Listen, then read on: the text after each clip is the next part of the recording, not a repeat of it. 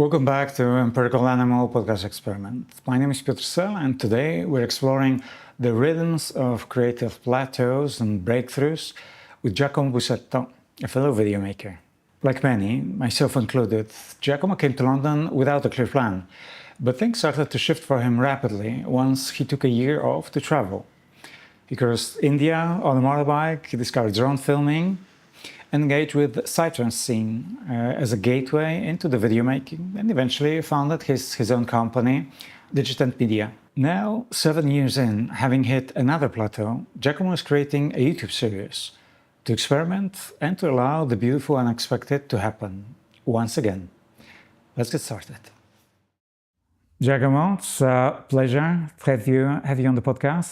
Thanks for coming along. Honored to be here. Special thank you, as you've been powering the podcast, right? Yeah, being the secret sponsor of this podcast. Yeah, exactly. So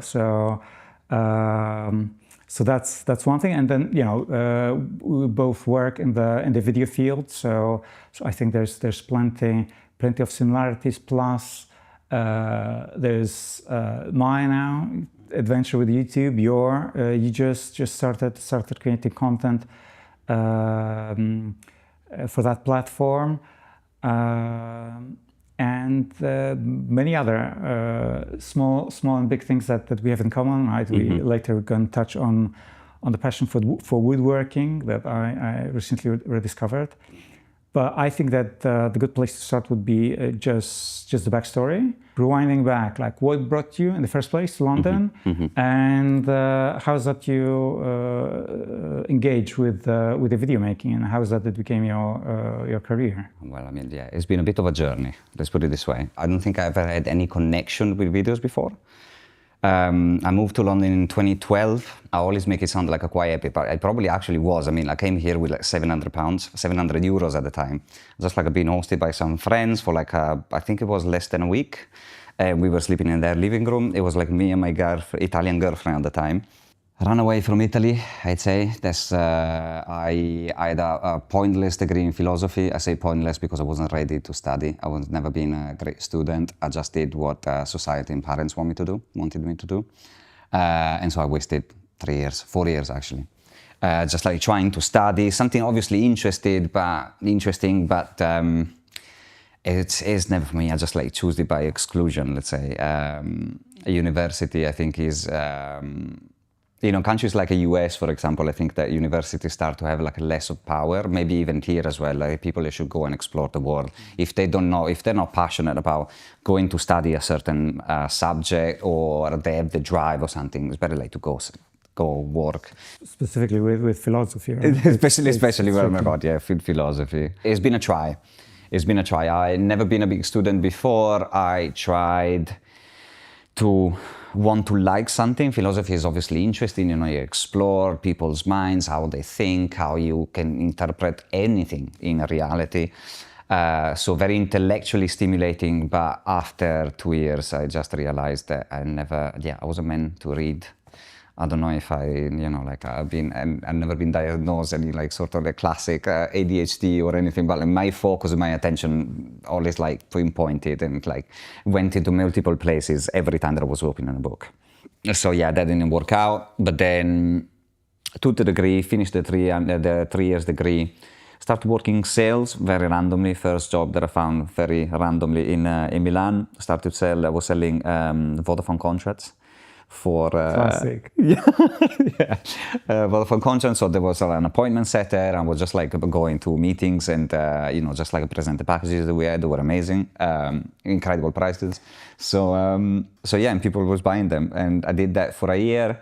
And then the company started to ask me like to go door to door, and at the time I didn't want. Obviously, starting from the top, asking like to go to the bottom. So all of a sudden, I said, no, this is not for me.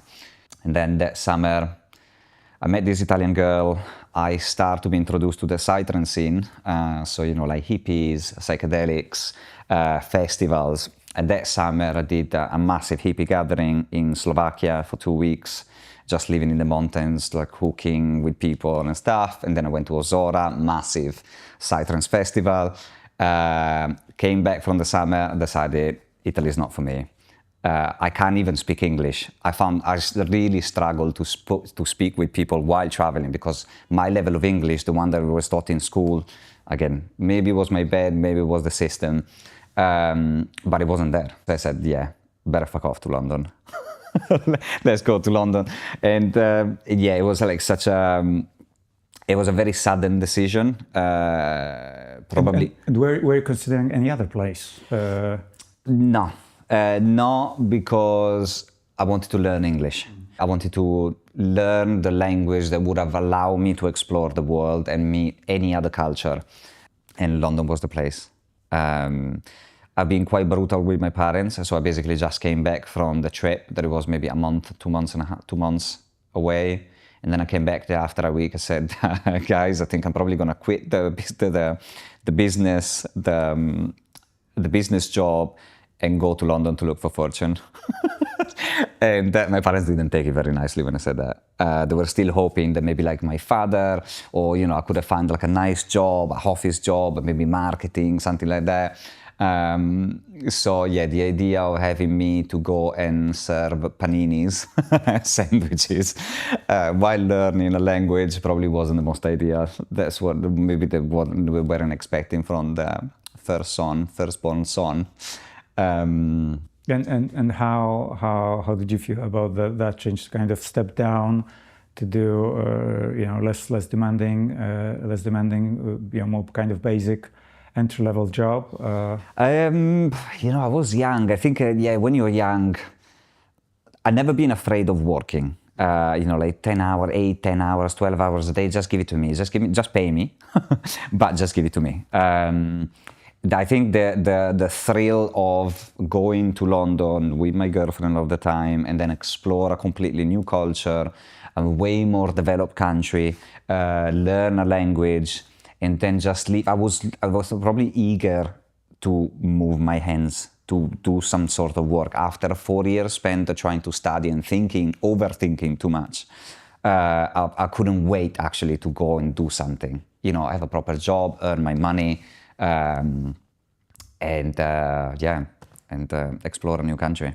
And that's interesting because I did a similar thing when I quit the architecture studio where I was working. After I decided that for me that just is that kind of vision of future is like a prison, and I had my gap year and a half in Rome, and I did the same. It's like when did you study architecture? Well, I did 1 year in Milan for exchange. No swearing. So it's fine. Okay. It's fine. We keep it real. Yeah. Okay. Yeah. So I came for the student exchange program to Milan because I wanted to run away from Poland, and then that was like the only other place I knew. So then I went back. Okay. And I worked for a year and a half before I understood that it's just not for me. And then took a break, but for me it was more I needed time to reflect what to do next, and in that period I needed desperately a job that would have fixed hours and would be not demanding, like in the terms of like putting stress on me. So I had all the freedom, and I was working in the evenings. I had all days for myself, and it's like I was seeing sky, I was seeing people on the streets, and just realizing that I didn't have any of that for like a year. That's quite crazy. But yeah, back to your story. Yeah. So now you're in London. I'm serving sandwiches at a place in Soho. I'm getting paid. I was at the time I think like £5.50 an hour or something. Fast forward, I've been working in restaurants. I've always been a kind of waiter. I started to serve like sandwiches at the beginning, then working in Winter Wonderland for some time. That was serving like pork sandwiches for a month and a half, and then I started in a cafe, and then the restaurants work for the next 7 years. On and off traveling, sometimes like I spent a year in India once in 2016. And then, I discovered traveling when I was 28 by myself. I did the first solo trip I ever done in my life. And why I haven't done that before? When I was 18? It was a bit of a cliche. It was in India, but Like it gave me such a drive. I always been, after 7 years in hospitality, I started questioning what I was doing with my life. I was doing just for the money, not even great money, but then I obviously didn't want to be a waiter. And then I started, I think like there is always a limit. There is a cyclical limit in the 7 year. When you hit the 7 years in some job, people say that you start question it a little bit. And if you stay longer than 7 years, that's going to be your job forever. But if you hit some sort of like obstacle and you start questioning it too much, then that's the sort of like a critical time. And that was for me. So I went to India for... I think I broke up with the Italian girlfriend first, and then I just said, you know what, it was the best thing in the world. Our relationship was falling apart, and I didn't even realize, like she broke up with me, and then, we started like bickering, and I hate fights. I hate arguments. I hate people shouting. I'm a very quiet guy. And after 3 months that happened, I realized, oh God, yeah, now I'm actually free. now life starts. And I went to India thinking to be there for like 2-3 months, and then instead I stayed like 11 or 10, 11. Where exactly? Because it's a huge country. Oh man, yeah. I've been everywhere. I've been like I started from the north, then I bought a motorbike that I never drove a motorbike in my life, but then, like things came to you, and then I just said, it took me a couple of days to take the decision. Okay, this is something that I would probably always regret if I don't do it. Scared to death. I never drove a motorbike, and probably the worst place to learn how to drive a motorbike is India. And then, in hindsight, has been the best thing that I could do. And I drove a lot, so I went from the north, just like the west, and then to the south, and I drove out to Goa, stayed Goa for a month. Hell of a trip, it's been like a movie-style trip. Me and a motorbike, I felt like a hippies in the 70s. Literally me, myself, and the back part of the back, and then just infinite land that was evolving like country to country. Still seeing in India, you still see people that never seen a tourist. Like I broke at some point, like my engine exploded in between my legs without hurting me. And I had to stay there for a week in this village that never seen a tourist. And there was one guy that was speaking English that was a sort of like a journalist and an Islamic member of the village that hosted me for a week, and then I stayed there for a week anyway. Like there's so many stories there from the trip, so it might be a bit long. But I think after India, I came back, I think like repeating myself, repeating to people that I was just a waiter, that I wasn't happy with my life, sort of like gave me the confidence it was fine. That it takes time for people to understand what they want to be, what they want to do in life. And I was 28, so for some cultures, like the Italian one, 28 is late to start still trying to understand what you want to do. I'm 36 now, and I'm still kind of like partially start asking myself the same question. Right, like most of us. Yeah, it's a never-ending path. And when I came back, a friend showed me his drone, and I was mind blown what you could do with a drone, like flying, filming, and it was then I started like to get into videography. What drone generation was that? It was like a Mavic 1, and the first Mavic that came out from DJI.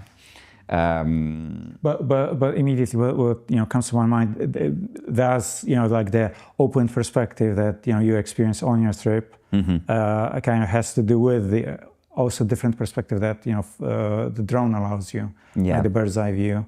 Do you think that facilitated that's something?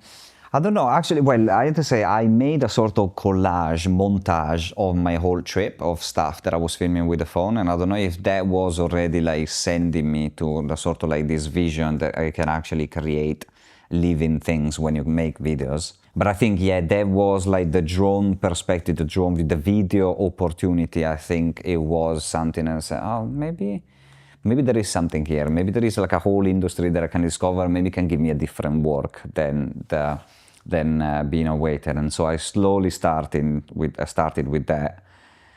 It didn't go very well for a few years because the drone industry was, obviously I had no portfolio. I was probably making tons of spelling mistakes in the emails that I was sending to people, trying to get some work. And so that took a little bit. And then I understood that probably I couldn't have made a living just using the drone. I had to get a camera And then I think after 2 years, I went to Indonesia. The Phantom 4 Pro, so it was like the beast of a drone. That was just had a backpack just on its own. So I was wearing like my own backpack, the drone backpack, and a camera. I went to Indonesia, and then I started learning proper editing, started like exchanging services for accommodation, tours. And so I think that was probably the start, 2017, 2018. And at that point, did you have any like interest in actually, watching, consuming that kind of, travel content? Was it something that was, imprinted in on your mind, or it was like brand new? I think everything was quite new. I didn't still have a precise idea. I was kind of like jumping on what I could do, what I could probably make a living with instead of what I enjoy. I always had this sort of like a very practical vision of, that I still have today, of my whole videography career. Obviously, I love traveling. Obviously, the market was saturated even then. But still, I think that I always appreciated the fact that like with videography, I could learn the craft while make a living, which probably wasn't the greatest thing for clients. Not always, at least. Obviously, your first videos, I will never be like the best. But yeah, I mean, I've always been a hustler somehow. And so, yeah, the jobs slowly, very slowly start to pick up. And then, what was, I think, I met a guy randomly on the street. I was doing a shoot for a cafe once. I was doing a time lapse on the street. And this guy said, yeah, you want to come and make a video for me at a Psytrance night? I was already into Psytrance, as you know. And that was the video that just like opened my career to a very, very quick step up, because there was no videographer in the Psytrance scene yet in London. Very weird. I've seen like there were like some people that did some videos in London, but nobody ever done them regularly. And parties were loads back then. And people were kind of still making money out of them. So yeah, that was the door that opened. That was open, and to the career, to my underground rave festival videography career. That was the start. That's nice. I mean, here, like interesting thing, I think side note would be that you yourself and the bunch of friends we have in common, specifically Adrian, that he's the link between us, right? That's so big thanks to Adrian for connecting us. He's been saying that it's a very particular crowd. It's fast-paced music, but it's very peaceful at the same time.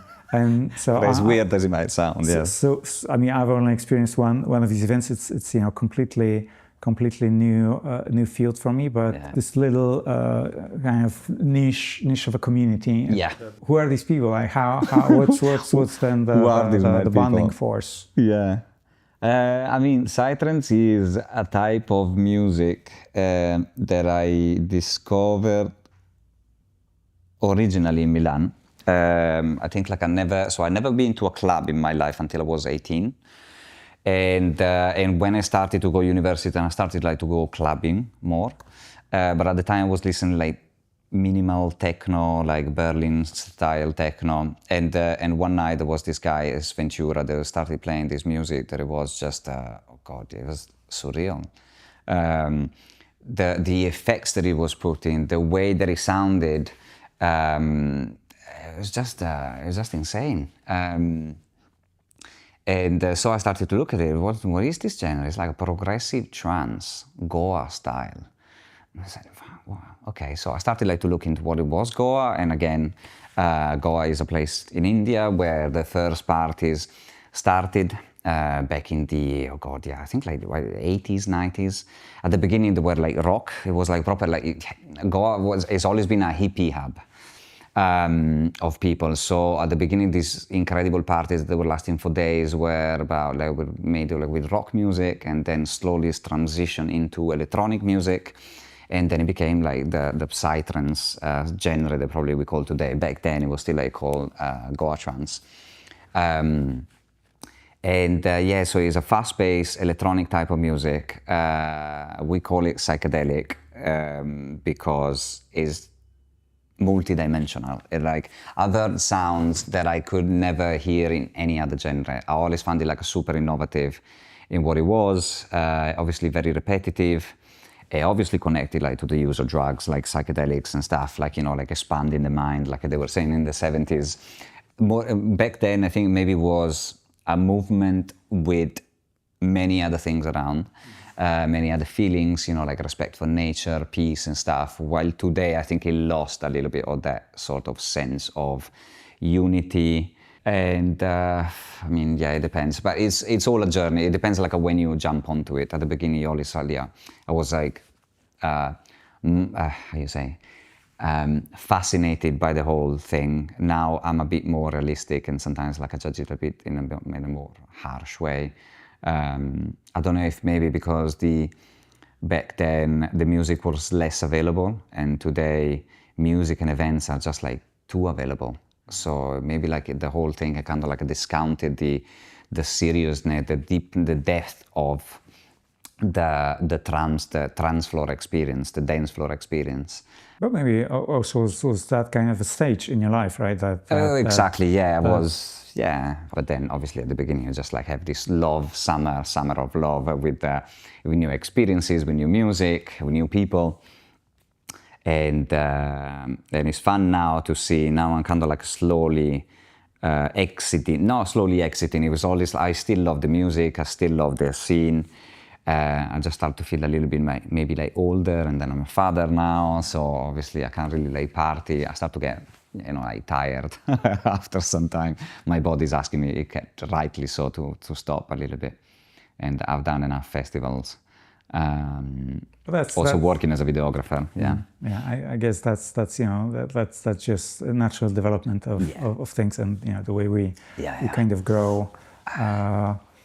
But then tell me, so your trips in South Asia were kind of linked specifically with the music as well. That's why you decided to trip around India and Indonesia. No, there wasn't. It was the decision of India. The India trip was, I never wanted to go to India. I've always heard all these stories saying, oh, India, like, you know, like go there, like look for yourself and find yourself. It's a very spiritual place. That I thought at the time, you know, I've heard them all. I've heard like so many stories about this country that maybe like there is no even point like for me to go and see it. But then, yeah, instead it's been like such a like a multisensorial, I don't know if that's a word, but then you know what I mean. It lived up to the fame. God, yes, yeah. No, it was amazing. It was amazing. Like people can find it very stressful. It's chaos, but it works. It's a chaos that works for them, and so different from anything around here. It's just like it's difficult. It's very difficult to explain.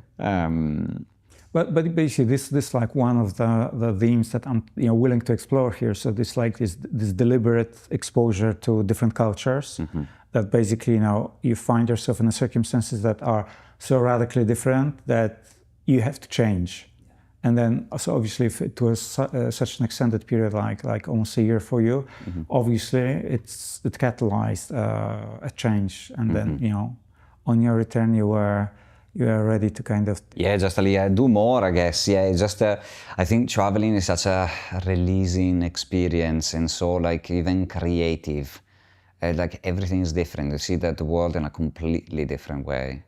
It's like a meditation in itself. I always found it like so liberating somehow, just like the touch. It's like pause the rest, go traveling, think about something else, and not necessarily you have nothing to think about. Like the biggest thoughts is like where you're gonna go that day, what you're gonna eat, and then just like see what happened.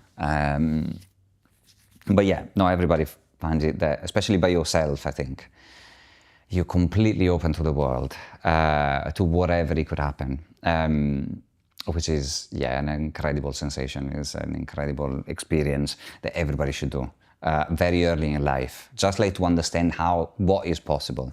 It teaches you a great deal of compassion, especially if you say that you experience hospitality and completely unexpected circumstances where you you just literally needed help of someone, right? And I didn't have to ask for it. Yeah, that was just like given. Yeah, it was beautiful.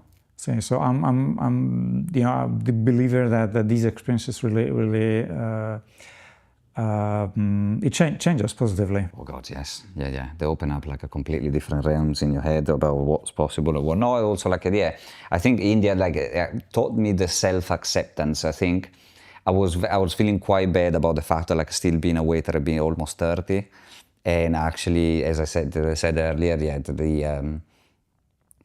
every time that I repeated to people what I was doing, who I was, it kind of like made me self-accept that actually, still I'm just a waiter and it's fine. Again, it's gonna take time to get somewhere else, but something will happen. And it was okay. So I didn't feel guilty anymore of not being enough. And I think that was the biggest lesson that, I think I spent all my life thinking that I'm never enough. And then obviously thinking a little bit like that is good because it pushes you through stuff. It pushes you to improve and do stuff. But alas, also is an endless search. It puts you in a situation where you're endless searching something that perfection you'll never reach. Let me just make a little interlude because I'm also trying to be kind of conscious not to be pushing for high achieving mindset, career over anything else. So, my stance is that there's absolutely nothing wrong with any job. Every job has a place, and if anything, I encourage everyone to just seek to experience different things gradually, right? So not to become stagnant, right? So I think that's the state which is which I would label as detrimental. That it's not doing you any good, but there's so much good stuff to say about a job which is like I experienced myself. So I really needed for a period of time on one hand security, predictability, and something which just wasn't stressing me the way that my previous job was. Where I didn't have to spend sleepless nights. So what was your previous job then? So I was doing mostly 3D renderings. Okay, so like properly work as an architect. Okay. I mean, that was more like assistant position and software operator. So you could say that kind of specialized, but still effectively that means countless hours, and computers were so much slower at that point. Anyway, also it's there's nothing wrong with that. The most important thing is to be aware and to make your choices consciously, and not to feel that you're in a position where you're completely helpless and just. I don't know what is the solution. I think is because inevitably all is ending up to, or at least I do, to compare what other people are. Not necessarily what other people are, but what's available in the world. I think we live in a world where everything is possible and we can do literally whatever we want, but then this multitude of choices, sometimes it just sends you ahead bananas, and it just paralyzes you. And I think for me, I feel that I can get in a situation in which I feel stagnant, my situation feels stagnant very quickly. And so, and then I need something else. And then I need to find something else. Then I want to change it. And but then that's like an attitude that you develop. So probably something which is a part of who you are as a person. But I would love to be more content of what I have and what I do sometimes. I so envy of people that are passionate about what they do. They're very happy with what they're doing, even if they've done it for years. Because instead I feel that I'm always lacking something. I can always achieve something more. I can always do something more. I can always earn a little bit more. I can do something better. And my stuff is never really there. But you're also a curious explorer, right? Of course. So you have to. That's a good attitude. Yeah. So maybe this is a good place to kind of move, kind of jump years ahead. So right now, you're running a proper successful video company, video making business, exactly. Production company, whichever way you prefer to call it, and now. What does that made you decide that you want to start creating content on YouTube and switch the sides, because this is similar to the move that I did, and for me the primary motivation is that these experiences help me discover another facet of myself and help improve the communication that all my life has been kind of challenging thing. And so I purposefully put myself on a spot where, on this side of the camera. Objectively like really stressful situation. Now this is the 7th episode. So I'm feeling quite used to it, and it doesn't feel so weird. Definitely now I'm kind of continuously kind of judging my performance. Of course, that's that's the next thing to get rid of. But it's like the learning curve is actually really quick. Like I wasn't expecting that it would go so fast to feel from absolutely having the moment I on the first episode I turned the cameras on, it's like my mind was blank. I didn't remember my name anymore. And so this is changing. But then so that was just like my perspective why I decided to do the podcast. And another thing is that I want to have more in-depth conversations and share those rather than just short cut down versions, extracts of the interviews I've been doing. But yeah, like for you, what is that kind of push you? God, yeah, it's I think there is many points that I'm definitely gonna forget some. Obviously, I'm a videographer. I work with cameras, and I think I got to a point in time after 7 years that I got confident enough, like, to have something to say that might interest to some people. And YouTube is a skill that I think like any sort of business or any person should develop eventually. Not really to be on the spot, like to be famous, to become a YouTuber, to hit monetization, but just like for the practice of being able like to talk better, for example, to speak about people and to be actually seen by the rest of the world. We live in a society where like, I spend 10 hours a day in front of a screen most of the time when I'm not on shooting. And is good. It's just like another way of creating community, like be seen by somebody else. And then the way that I'm doing it now, I'm still playing on a easy mode. I don't have much time that I can dedicate to it. I just had like a 5-month-old baby. And I have obviously like still my work and job. And so I hired an editor that is doing the edits for me. Because otherwise that would take me ages. And I'm playing on an easy mode because I'm still learning the curve. I also like still exploring myself a little bit. I use AI to help me like compose the ideas. So the way that I do my process is usually I find a topic, I hit the record, and I record an audio when I just like ramble about multiple things. I use AI to ask me the right question, the right type of questions. Let's say maybe like how to approach a business when, for example, like to pitch them videos. And I asked, like give me like a series of questions that I could answer so that I wouldn't be able like to do it otherwise if you wouldn't ask me somehow. I wouldn't be like, my mind wouldn't be like that organized. And I think when you do it in a sort of like audio mode, you couldn't be more in the spot, in the moment somehow than that.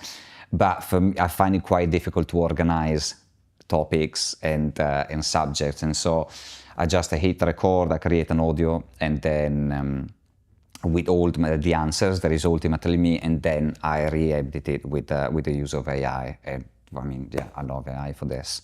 So basically, you're using AI as a sort of a coach, as assistant. Yeah, oh my God, yeah, I'm using it for everything now. I'm using it. I don't want to say it as a therapist now, but then we talked already about the app that I'm using, and I'm using it every day now. So it's a journaling app, And at the end of every day now, I just record something, an audio. There is the option of having a call, and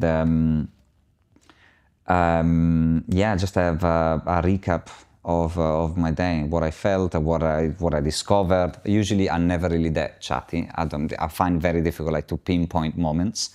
But if there is anything on my mind, like just in the evening, maybe it could be like anything. The AI helps in like to debunking and remember also like what I said, for example, 3 weeks before, and it kind of like help me relate it, which is insane. Because sometimes you're just like in a continuous flow of consciousness of, sometimes you're satisfied, the day after you're feeling shit, and then the other day maybe you're still feeling not great, okay, and then the other day maybe you're feeling great, and you don't remember when you were feeling bad, like why you felt great, and what you actually have, so that life is not that bad. And so it's good to have this tool that is called Rosebud. A massive shout out to that app, because I couldn't recommend it enough like to anybody. It's so good. I think I lost the train of thought now. No, I mean, I think this is great. Great point that using AI can help you spot the repeating patterns that perhaps escape the memory, and so just really keeping track and using these tools to analyze the record, all the data that you're just typing in, and it does give you a good amount of insights. I have to say that after a month that I've been using it really extensively, so having long sessions, I noticed that there's also a pitfall where basically it becomes a very self-referential process where you're generating more and more insights, and you're essentially trying to think to the next step, where effectively you need to take some like physical actual actions. And so that's where that's what I found, where the balance needs to be kept in check. That these are great tools, but it's never that knowing things, no matter how deep they are, that's not the solution, because you still have to introduce some habitual change, and eventually leading to like a behavioral change, and then you kind of upgrade yourself. Yeah, that's true. Yeah, you're using a different one also that is more for the creative sort of process, but then I guess you're using it similar to how I do. The one I'm using is called Cortex. But yes, so for me the most important thing is that I can write multiple things, and then analyze both the kind of stream of consciousness, like you were saying, writings or recordings, and then just mangle it together, blend it together. But I'm not using AI to generate this I think is also important, that you're not using it to generate content from scratch. That always the foundation is something that comes directly from me, and then I may rework it with using AI, because clearly you may share this angle that just not being a native speaker does require more mental energy, more time to actually create polished text, and so. I do use AI tools to improve my writings, but then obviously if it's improved beyond the point which just alters my style, then I revert back. So I still seek to maintain my kind of tone. Your tone of voice. I think there are prompts as well. I don't like when I started to make it a bit too cringy and stuff, which it obviously does. But then, so are we reverting back to YouTube, I guess? What are the main subjects that you're exploring? Well, let's talk about that, because you're very entrepreneurial, right? So that's the what I can say. So this is like a quality that I'm only now starting to develop, and you business oriented. So I think that's really a great. It deserves to be highlighted, right? And that's is that like the main focus for your YouTube content? For the YouTube, okay. So I think YouTube now. So I'm saying that I'm playing in easy mode because obviously I create scripts, and so my content for now has to be very scripted until I get the hang of it. I'm not entirely sure what my YouTube style and channel will be. For now, I just want it to be on the platform, talking about something that I'm quite confident about. There are not many, many subjects that I am, and just start and get the practice going, and try to get a week, like a video a week out. Continuously for a long time, and then in the meantime exploring different things, and then try to understand also like what I can talk about. So my stuff is all about videos in general, videography in general, but yes, seen more maybe sometimes more from a business perspective. So I am. And it's good that you said that is a positive thing. I think like it's a kind of like a positive and negative. So. My videography journey is at a point in which I like to find clients that pay good money to do the stuff. I don't feel myself sometimes like passionate enough, although I obviously have all the camera, I have all the gears, and I love filming videos, but I'm not passionate about the craft enough. And so I think that I'm trying to develop a more business perspective that one day could potentially allow me to run a video production company or even land onto something else. And so that's why I'm quite interested in sales in general, in business in general. I'm listening to a lot of podcasts, business podcasts, and that I found really fascinating to hear the stories of people that just like sometimes made it from scratch. They started any sort of business, the way that they've done it. It's kind of like the similar story that we have as well. Like as an immigrant, we came here with not much, and then I try to look and make something of this life somehow. I think the business and sales, business is kind of like the way to go. Sales is a skill that everybody should learn because it's just good like for every it's good for every industry somehow. Sales, not bullshit sales. But it's like I think it goes beyond, because effectively. Like even if we're having like casual conversation, it's still a form of like selling the ideas, right? Like presenting things, things that I don't know about, and it's like your ability to present it as something interesting, right? Like say a motorcycle trip in India that would never pass through my mind, right? And so you did pitch the idea as a fascinating concept, right? So it's exactly the same thing, and so. Because many people and like arts creatives like they disregard that, seeing that that's something sleazy, something and where some people may even consider immoral, but it's just nonsense. Like this is simply a conversation capacity, and being able to voice what matters for you and where you see the value, right? So it's I think has like second bottom. Yeah. I think it's complementary somehow, and obviously I'm very jealous of all the artists and creatives that love the craft the way that probably I don't enough, and so that's why maybe like this led me in time to focus more on this. Also, I'm at my 7th year of videography career, and which is a year in which I started questioning everything. And so it's a couple of years that I keep saying that I want to try like a different business venture. I would like to start something else. I still have no idea what it could be, but then for example YouTube and videography in general, the fact of like presenting things visually and tell a good story is a skill that, for example, will always serve me well. Will serve in any industry, in anywhere I'll go. And so hence again, the fact that I wanted like to be on YouTube, and I want to start there. And even if it's probably not the right time, I don't care about views, I don't care about subscribers. I just want to do it a little bit for myself, a little bit for the potential clients that could see me, or even just like people that they want to get an idea of me. You know, they look at my videos and they say, okay, yeah, this guy could be probably more believable than he looks like.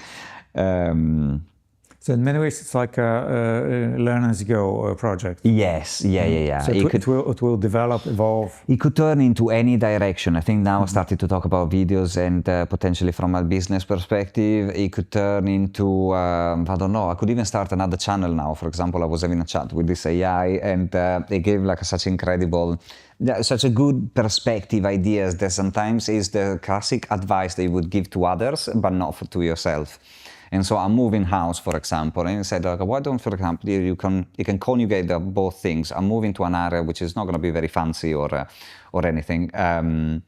So I was just like checking on social. Is Norbury in London? Shout out to Norbury,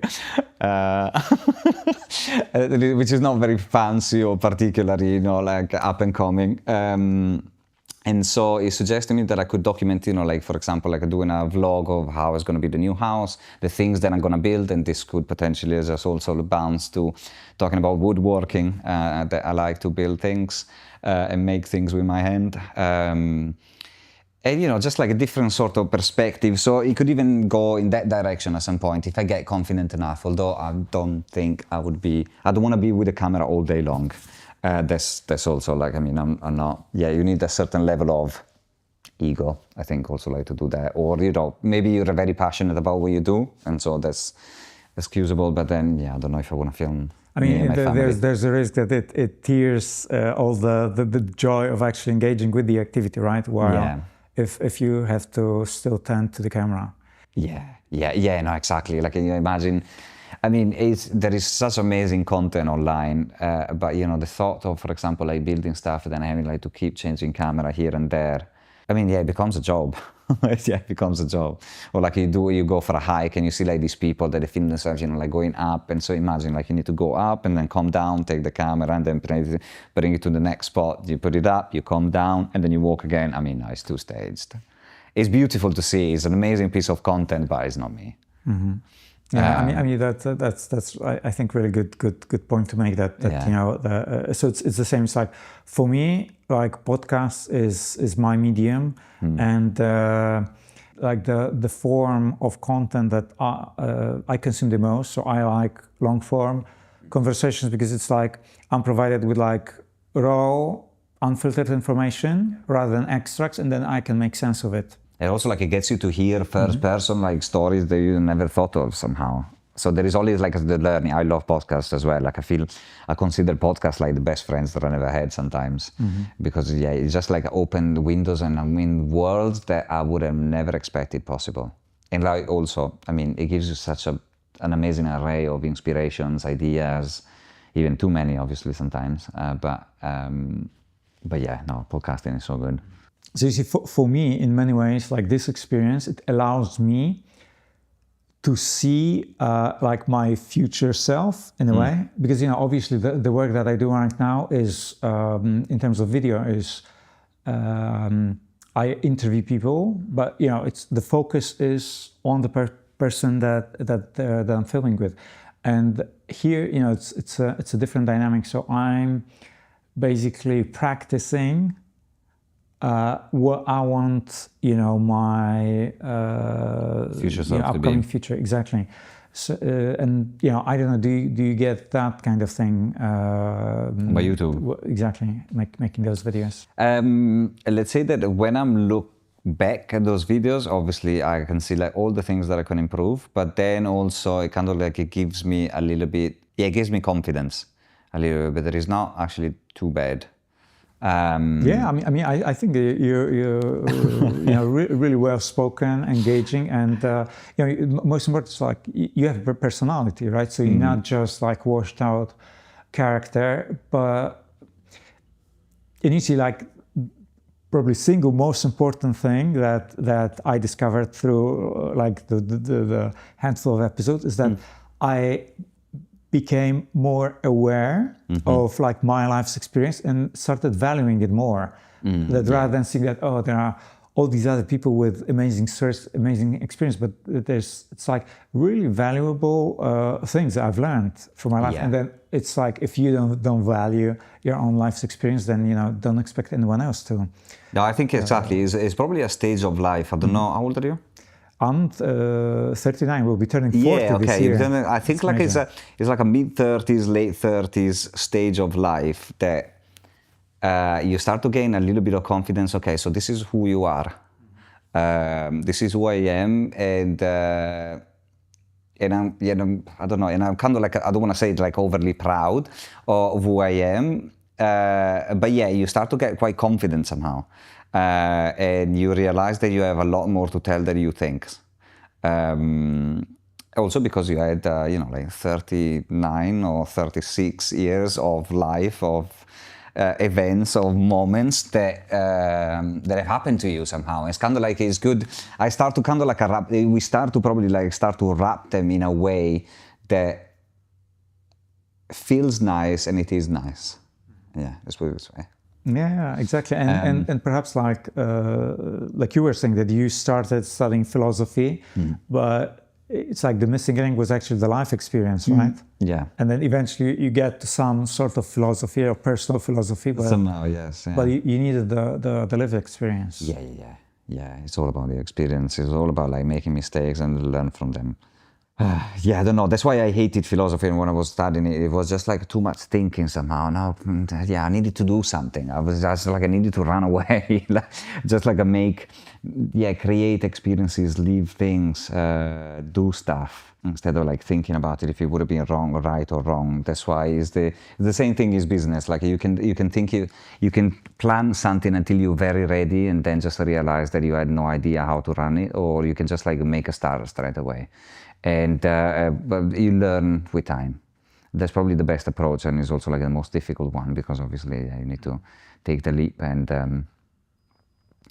actually make a start without knowing where you're actually going. There is the same thing that I do on YouTube now. I have no idea what it will cover, but then in the meantime I'm learning the craft, learning the practice, and then as soon as there's going to be like something like more fixed than this that I can apply my skills to, they'll be there already. So, do first, think after. Do first, think after.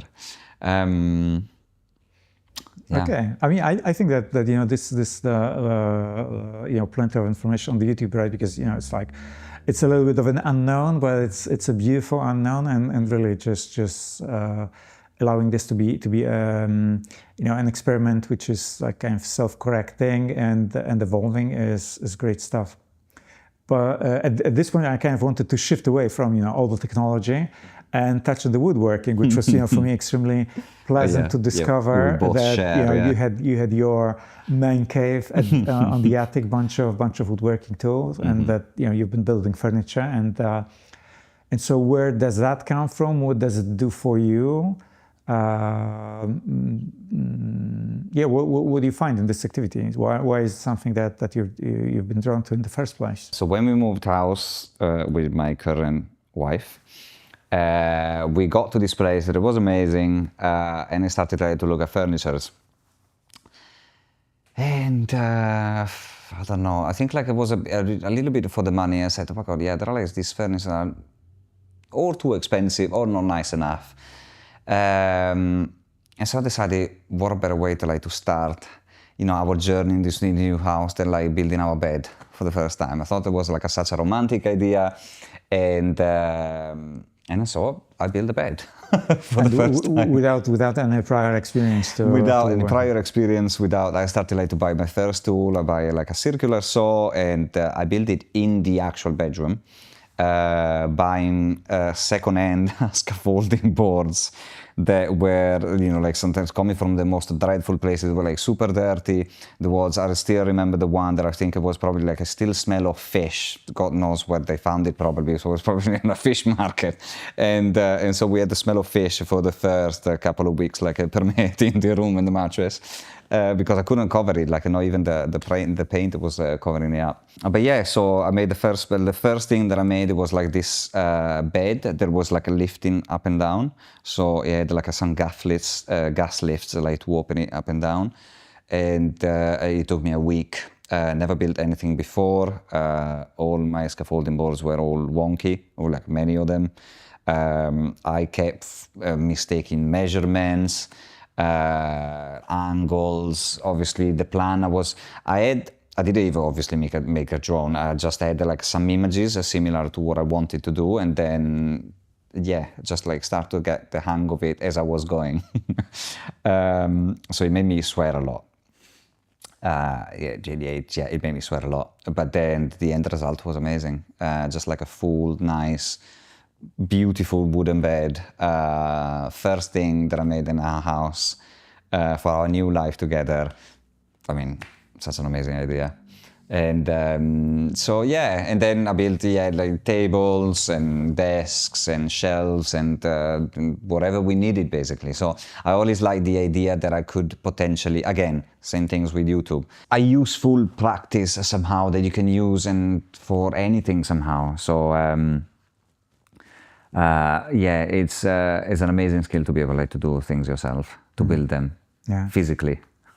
And for me, it's been always a strange journey because I started woodworking in high school, and I was in like scientific high school. And so all programmers, physics, mathematics, and I'm doing that kind of stuff. And I think only later, so nobody could get it. Like it's like when I was saying that was my hobby, it's like they were just not getting it because they were, I guess, assuming that that's for like, working class people, and we're here going to be the programmers of a new generation, and that's where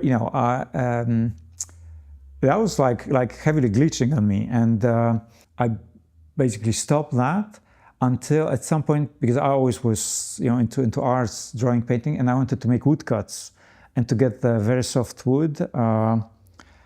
I made a friend with a craftsman who had a workshop, and he gave me some scrap boards, and then I would start coming, visiting him, hanging out, and that was for me like fascinating experience, like seeing this guy who was in his like late 50s, gradually approaching his retirement. So I've never been like an apprentice, but I was seeing actual like really extremely skilled craftsmen who was making antique furniture. And then, amazing. Out of that, I came up with the idea of making guitars. Because I really like to make things which had like a utilitarian purpose, like things that would be used for something. And I think the same goes for furniture. I think I never had the courage to take on like such a large scale project, because with the guitar it's like you're fiddling really with on like a microscopic scale compared to furniture. But I think you do it out of necessity somehow. We needed stuff, so I said why not building it. And then the scaffolding boards were like super cheap, or like £10 each for like 2.5 meters, 8 or 9 foot I think. And then wood is such an amazing material. And then the grain, the smell, it's the fact that you can mold it any way you want is it's so nice. Woodworking, I would love if woodworking potentially could pay the money that I want monthly. That would be an amazing skill to have. I don't know if there's a place for no, actually I don't know where I want to go with this. Well, for custom-made furniture, definitely. Custom furniture, there definitely could be a place for that. I think it might be quite competitive somehow. And then I don't know if I would have like the passion to do it on a serial basis, on a business base. I like to do things for myself. I don't know if I would do it professionally for others all the time. Yeah, I mean, I know what you mean, because it's the moment that you really spending day after day in the dust, and all and then the you give it away. cuts on your hands, right? Like bruised hands from the tools, then it changes perspective. But like we spoke at the very beginning, like right now I discovered that this is like really for the context, because now I'm back to making another guitar with the help of a luthier who kind of did all the precise work. I'm just carving it, finishing it, and it really helps me offset the kind of mental weariness from the work in front of the computer. So having that kind of tactile experience, with the texture of the wood and with all the tools, beautifully kind of balances out. Yeah, I think it's so nice. But then it's just also like the mental isolation, exactly as you said, that you're just there, you're just in the moment and just like doing something else, like focusing on something completely different, which is nice. That's a beautiful thing. And with that, I'd like to move to final point, right? So what it's like to be a dad, right? Because this is yet another chapter that kind of goes beyond anything you've experienced. Experience in life. Wow, has to be a dad. I still feel 5 months. Still feel quite early, yet very far already. Still feel like it already feels like it's definitely been a year. But still, sometimes I look at Jesse and it still looks like very new. He's still like a very sweet, unaware. I think, I don't know, like actually, if he shocked my life as much as it did for other people, I think. He's, obviously, me and Ruby wanted it quite badly. I'd love to see Ruby being a mom. And all the care and love that she shows on a daily basis. But I don't know, since when it came to life in our lives, it just like felt so natural, and I still didn't have such a like deep, super spiritual experience about it. I think like I'm more part of like the category of men, which I've heard and kind of like made me feel better about it, because like I felt somehow a little bit even on the flat side of having a baby.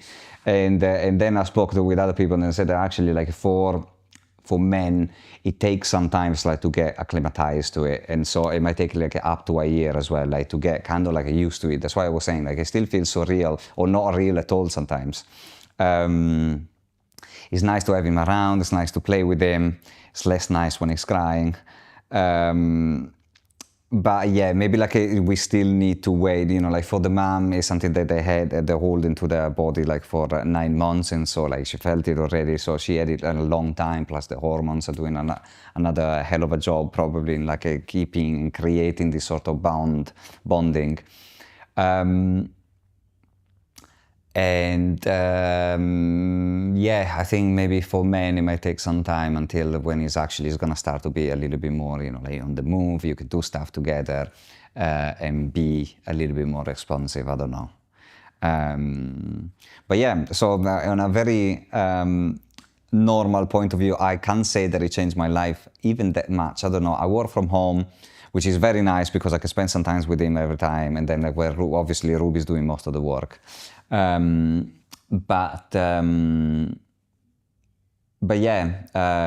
Also like I'm seeing every day. I can see him all day long, which is nice. And it's probably a bit privileged, I'm still carrying on like life as usual somehow. You sleep a little bit less. And at which point do you plan to introduce him to cameras and woodworking, if at all? So we have like a bit of a debate, not debate, but then, there is all the stuff about like having children put on social medias, and I don't really care, but some people say and think that, you should really respect their privacy, and they will, and so obviously like obscure them or like not show them at all. I don't think I would bring it to YouTube, but I don't see anything wrong if I would change my mind at some point. like for a vlog style or something. I don't think it would be like a crime against his will to bring on social media, let the Chinese and the government see. I mean, if it's really important to them. Just to clarify, if anything, I mean, if I have thoughts like, oh, one day you'll be filming together with him, like with him. Oh yeah, like they could learn my craft. God, I don't. Yeah, well, if he wants, he can definitely. I mean, I have no idea what's going to happen, or the whole industry, or the whole work and jobs in 5 years' time. So, if you want to pick up a camera, being an editor, I think it will be very different in 10 years, or like even 5 years' time, probably. But yeah, who knows? Yeah, I don't have like a parents plan yet aligned. It's just 5 months old, so we need to see. Even like what's gonna behave like when he's gonna start speaking. So everything is gradual now. I can't imagine. So I'm not a kids person. But obviously I love Jess because it's ours, and I mean it's the sweetest thing on earth. It's the sweetest person on earth. I love it as much as I love Ruby, obviously. But yeah, I can imagine like the toddler phase already when they actually start to be on the annoying side. Obviously very sweet, and they'll give you like many other things, and you're gonna start to see the world with their eyes. That is gonna be beautiful. But yeah, let's get there. Let's get there. I'm quite realistic about and practical. And what's your views on, because you're Italian, Ruby is British, so raising now a child kind of bilingually, like are you recognizing the importance of teaching him Italian? Oh, yeah. And Oh yes, of course. Yeah, I think like it's just gonna be just even for the fact that his brain is gonna function better just by doing that natively somehow. I'll have to swear less in Italian, obviously, when he's gonna start understanding swearing, which is a good thing, I guess. But yeah, I've already speaking in Italian to him. For the amount of time that we're gonna spend together, I'm probably gonna speak Italian regularly to him, and he's gonna learn English in school, and obviously from Ruby. And Ruby's also been trying to learn Italian for a very long time and still didn't manage. Maybe she'll learn as well. So yeah, it has to be bilingual. Maybe one day he wants to go back to Italy, for example, or just having like the option and the skill of a second language. I think is such an amazing tool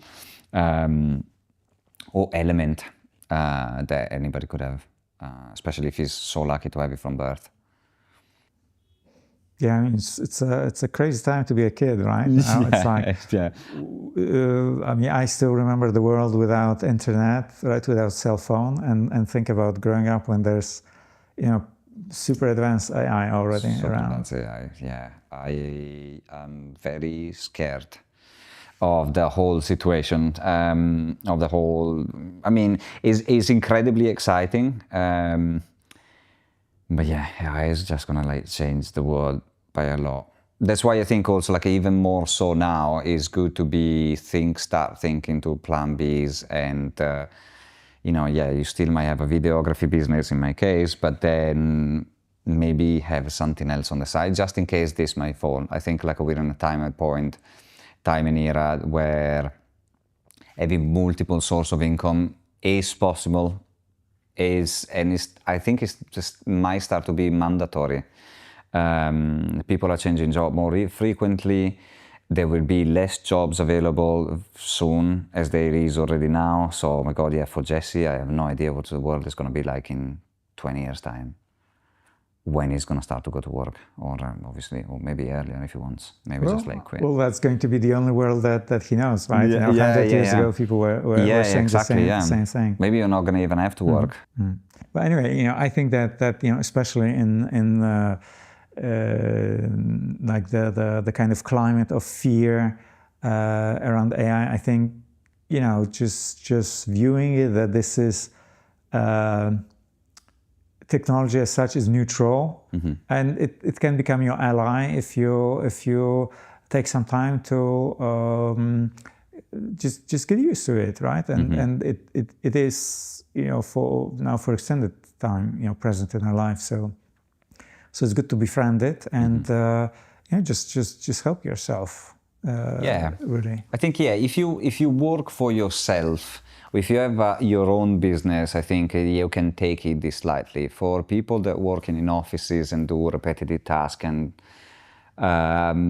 and do stuff with the computer, I think that for them they might not be that safe and confident in AI, to see AI as an ally. I see even sometimes even for me now, there are AI tools that are coming up that they can do our job in minutes instead of days,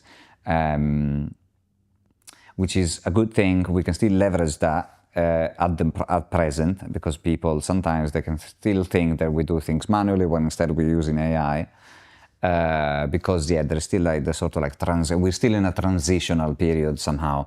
But when all these tools they become public and people get to know them, maybe your charge per hour will allow to do a lot more in a lot less time, but for the same fee.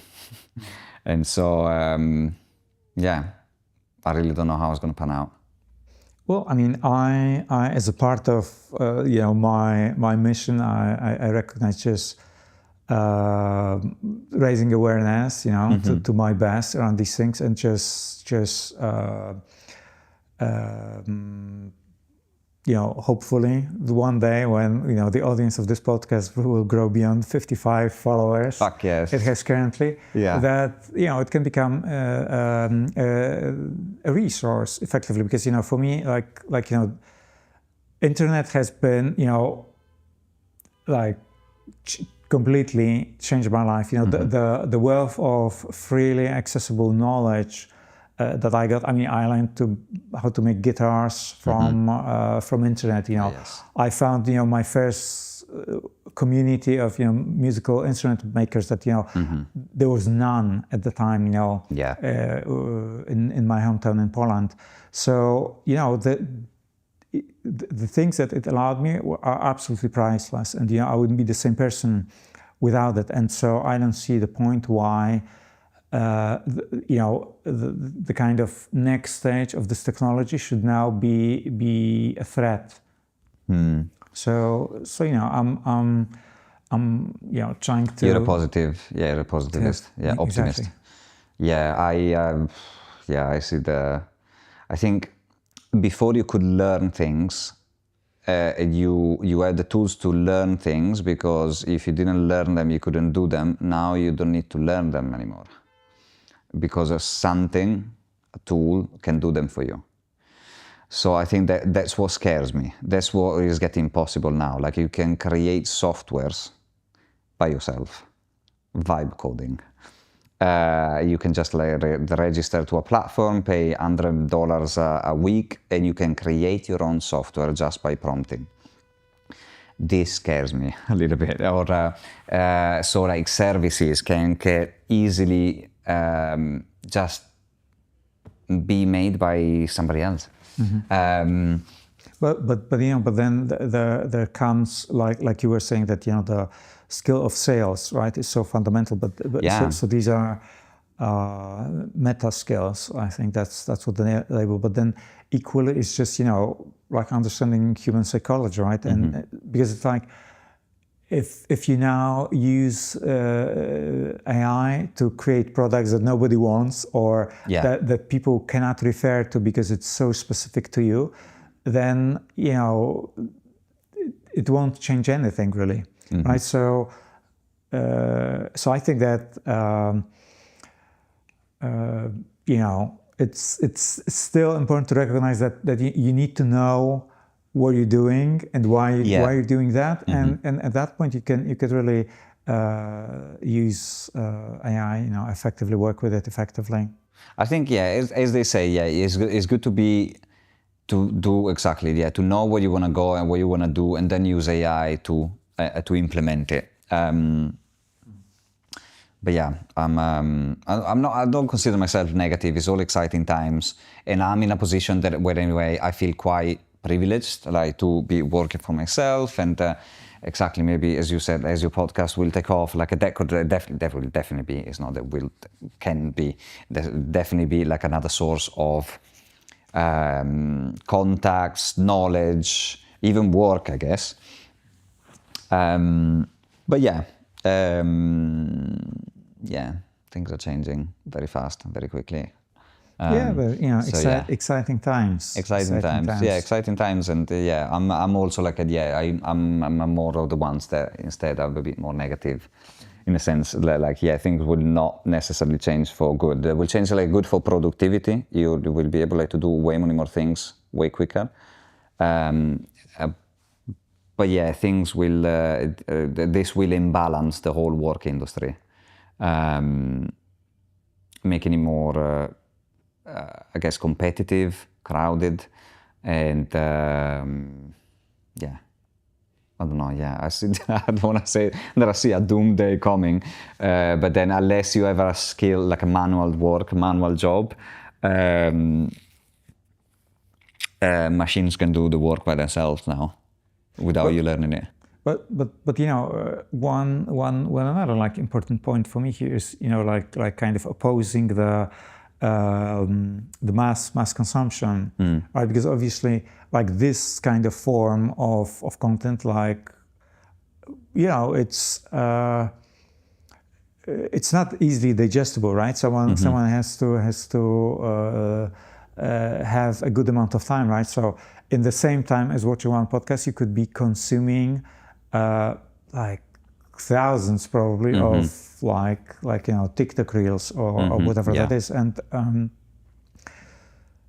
because that kind of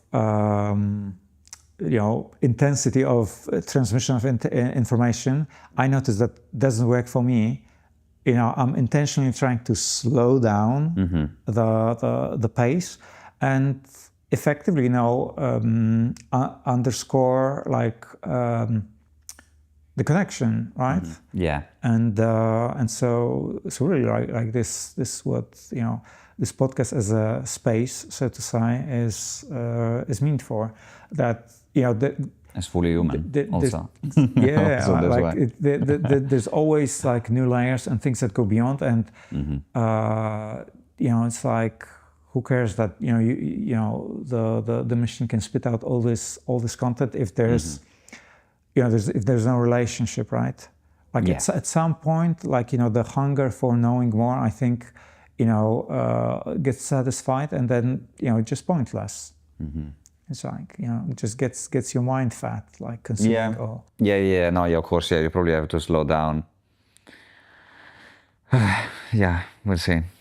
Well, anyway, so it's like open ending, I think, for this one. So it's like hopeful, but it's a big unknown, and that's just what these times are about, right?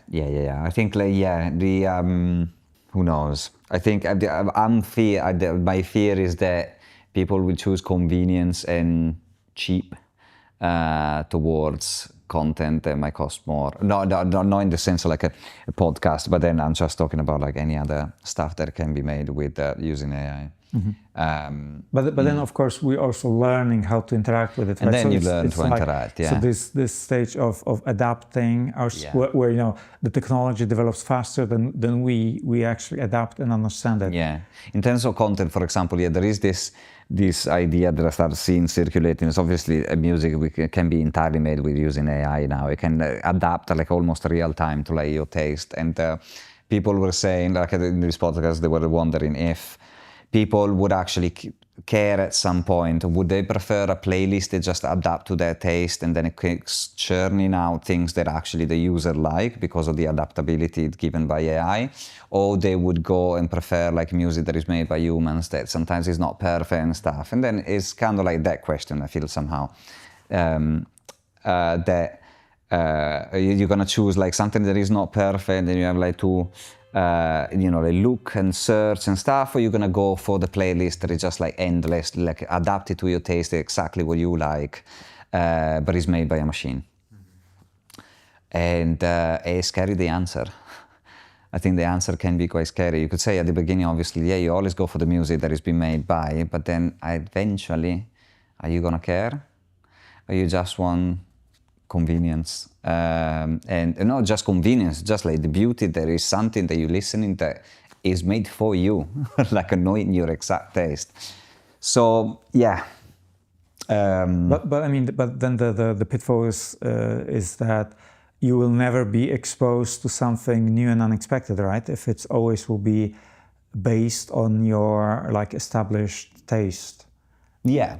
So, well, it's based, but you pick your taste somehow. So I guess like the taste also like changes over time. At some point, like you can listen to a repetitive genre of music, and then at some point you're getting bored, and then just say, no, this is not good enough anymore. But yeah, it's true that obviously exposure can change. I mean, even that, I guess, I'm sure they can be implemented.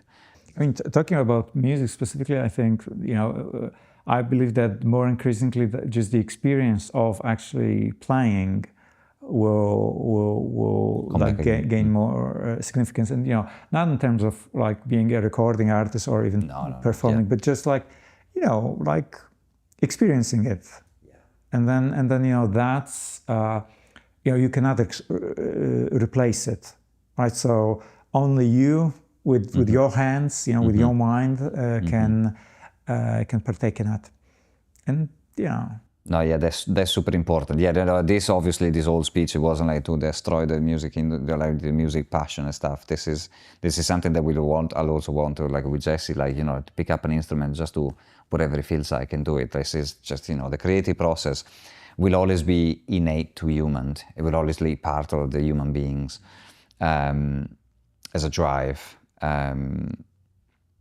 It's just what the whole surrounding is going to be like.